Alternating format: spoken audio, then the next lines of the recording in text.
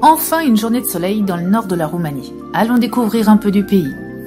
On traverse des plaines très jolies, des villages vraiment authentiques. Trop mignon. J'ai qu'une envie, c'est de m'arrêter dans les petits villages, d'aller voir les petits habitants qui sont assis sur leurs bancs là. C'est frustrant. Enfin c'est frustrant. On suit nos hôtes hein, mais moi j'ai envie de m'arrêter à tout bout de champ là. La petite rivière qui coule. C'est frustrant.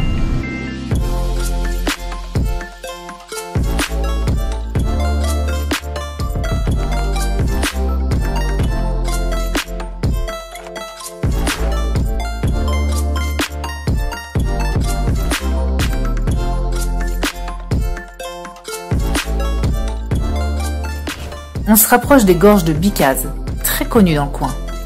Impressionnant ce long tunnel entre les montagnes. Les gorges ne sont pas bien longues, on en sort en moins de 10 minutes, et les shops à touristes sont partout. On décide de prendre un peu de hauteur pour pique-niquer.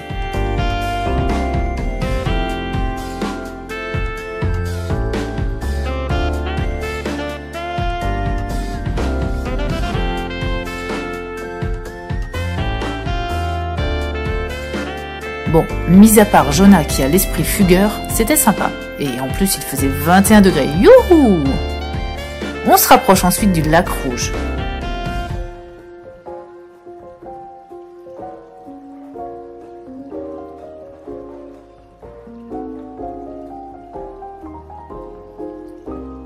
On part se promener dans les sentiers forestiers pour voir le lac de haut. Bon, en fait, on ne voit pas grand-chose à travers les épineux, mais la promenade est sympa. On s'arrête pour que les enfants jouent, que Jonah tète, et on repart ensuite voir ce fameux lac. Il est encore en partie gelé, et ce lac rouge est appelé ainsi parce qu'il y aurait eu l'effondrement d'une montagne voisine en 1837, emportant un berger et son troupeau avec lui. Et leur sang aurait donné la couleur au lac, d'où ce nom.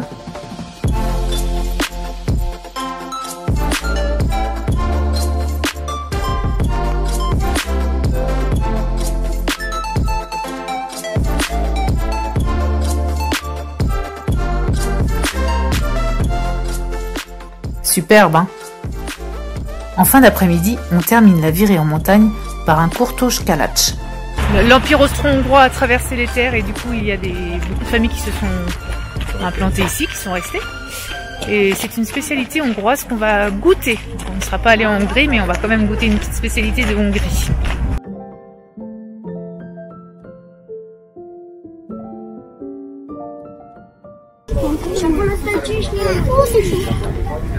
Alors? Ça a quel goût?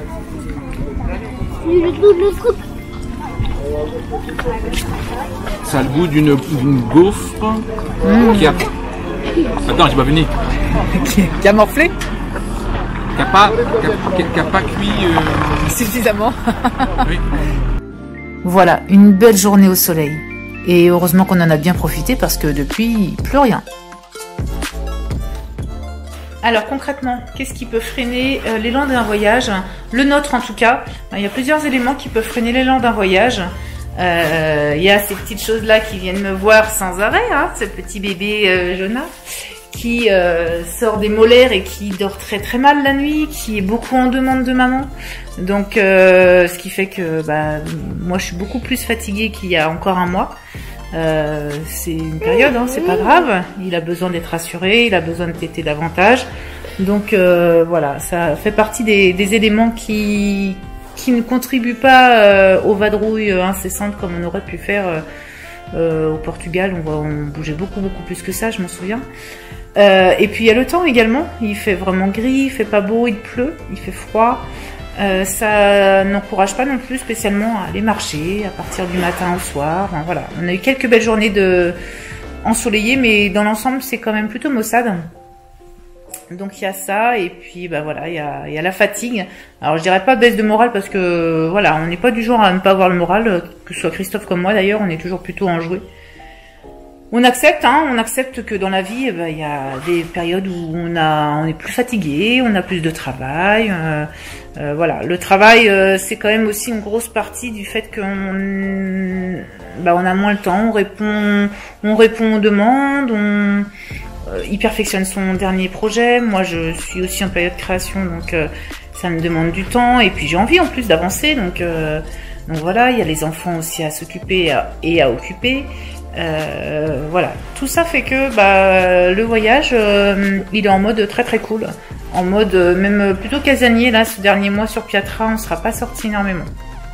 Mais tant pis, voilà. Tout comme si on était sédentaire, j'imagine que de votre côté, il y a des périodes où vous sortez beaucoup, et puis d'autres où vous sortez beaucoup moins. Nous, c'est la même chose.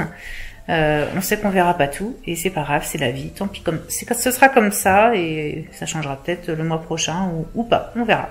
Allez, en tout cas, maintenant, on profite des derniers jours en Roumanie. Prochaine étape, la Moldavie. À très vite.